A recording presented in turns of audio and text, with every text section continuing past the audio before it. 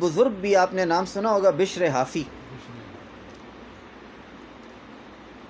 سیدنا بشر حافی رحمۃ اللہ علیہ توبہ سے قبل بہت بڑے شرابی تھے، اپنے زمانے کے بہت بڑے کتب اور بزرگ مشہور ہیں۔ کہتے ہیں بغداد میں جو 5 کامل گزرے ہیں ان میں ایک یہ ہیں۔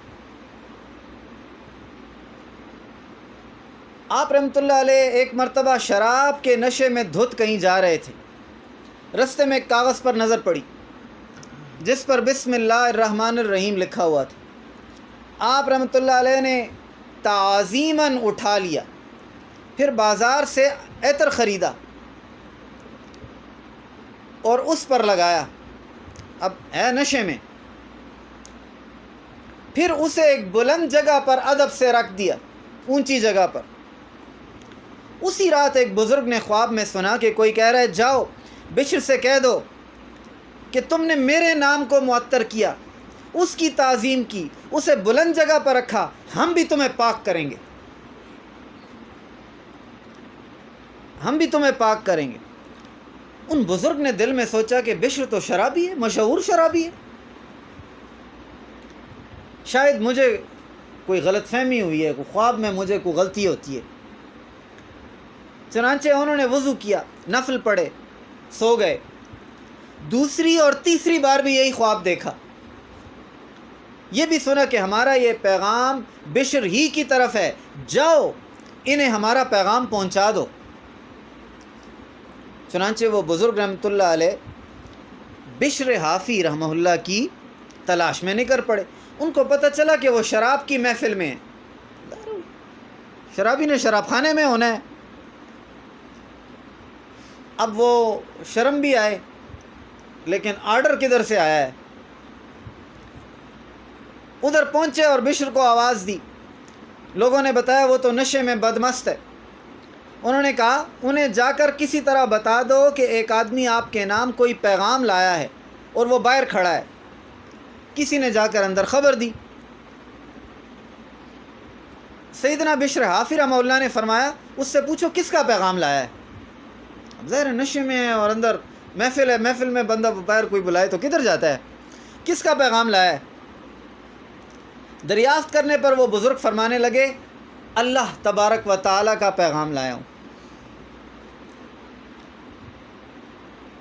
اب اندر جا کر جب وہ بات جس بندے نے کی ہے، آپ نے جیسے ہی یہ سنا ایک دم جھوم اٹھے، طبیعت پر ایک کیفیت طاری ہوئی، فوراً ننگے پاؤں باہر بھاگے، اور جیسے ہی وہ بزرگ سے سنا سچے دل سے توبہ کی، سچے دل سے توبہ کی، اور اس بلند مقام پر جا پہنچے کہ مشاہدہ حق کے غلبے کی شدت کی وجہ سے پاؤں میں چپل نہیں پہنتے تھے، چپلوں کی طرف دھیان نہیں ہوتا تھا۔ ایسا دھیان اللہ کی طرف لگ گیا کہ اس چیز کی طرف بھی دھیان نہیں ہوتا تھا کہ پاؤں میں چپل ہیں یا نہیں۔ اسی لیے آپ رحمہ اللہ ننگے پاؤں پھرتے تھے، حافی کہتے ہیں ننگے پاؤں پھرنے والا، اور اسی نام سے مشہور ہو گئے۔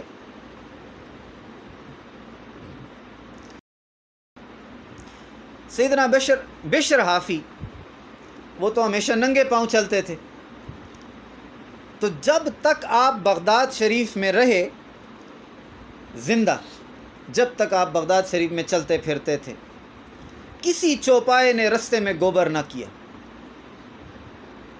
پہلے زمانوں میں تو یہ گھوڑے انہی بازاروں میں پھرتے تھے نا، خچر بھی، گھوڑے بھی، بکریاں بھی، اور آپ کو پتہ ہے بکریوں کا ریوڑ جب گزرتا ہے تو ساری جگہ گندی ہوتی ہے۔ جب تک آپ بغداد کی گلیوں اور کوچوں میں پھرتے تھے، اس پورے شہر بغداد میں کوئی جانور گوبر نہیں کرتا تھا، شہر سے باہر جا کر گوبر کرتا تھا۔ ایک دن ایک چوپائے نے رستے میں گوبر کر دیا، اس کا مالک یہ دیکھ کر گھبرا گیا اور کہا ہو نہ ہو آج بشر حافی انتقال کر گئے،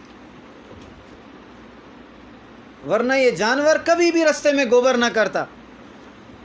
اور جب وہ شہر میں آ کر جا کر اس نے پوچھنا شروع کیا تو اس کو پتہ چلا کہ واقعی آپ کا انتقال ہو گیا۔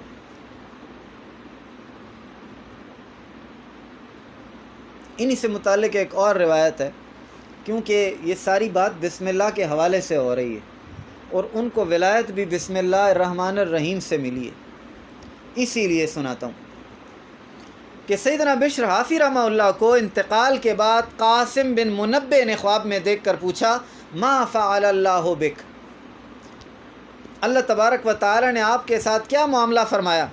جواب دیا اللہ نے مجھے بخش دیا،